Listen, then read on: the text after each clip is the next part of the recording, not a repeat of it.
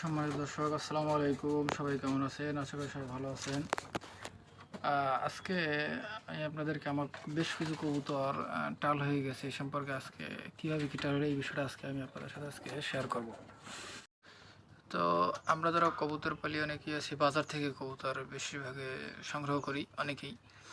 তো এই বাজার থেকে কিছু কবুতর সংগ্রহ করার ভিতরে আমি একটা মিলি বাচ্চা কিনছিলাম কাশিপুর বাজার। তো কাশীপুর বাজার থেকে আনার পরে আমি ওই সময় অতটা লক্ষ্য করি নাই। কিছুদিন পরে দেখলাম যে আমার ওই বাচ্চাটা একটু টাল টাল হয়েছে। তো টাল হওয়ার পরে আমি অতটা করি নাই। পরে কিছুদিন পরে দেখলাম যে আরও একটা কবুতর টাল হয়েছে। যখন দেখলাম যে আরও একটা কবুতর টাল হয়ে গেছে তখন আমি খোঁজ করলাম যে কারণ কি, আমার কোনো কবুতর অসুস্থ নাই, টাল হওয়ার কারণ কি। এরপরে খুঁজতে খুঁজতে দেখলাম যে আমার এই একটা সমস্যা। তো এই হলো অবস্থা। যখন বাজার থেকে কবুতর সংগ্রহ করবেন তখন একটু সকলেই লক্ষ্য করবেন। আর আমার যে মিলি বাচ্চাটা সেটা আপনাদেরকে দেখাইতেছি।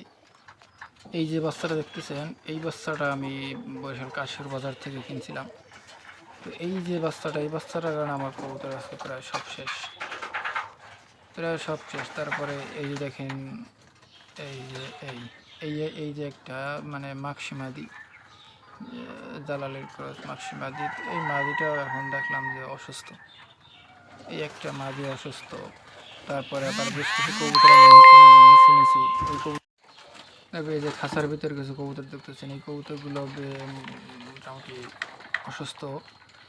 কিছু কবুতর খাবার খাইতে পারে না, এইগুলো তো আছে মোটামুটি। তারপরে এই যে একটা গিরিবাজের বাচ্চা জালালি। তারপরে আপনার এই যে টেডি বাচ্চা দেখতেছেন এইখানে এই খাঁচায়।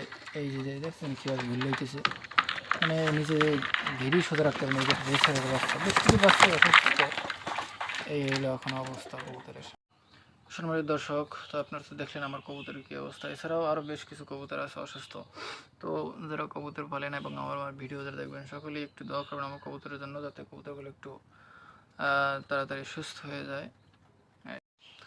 এই জন্য আমি আপনাদের সকলের কাছে দোয়া চাইতেছি।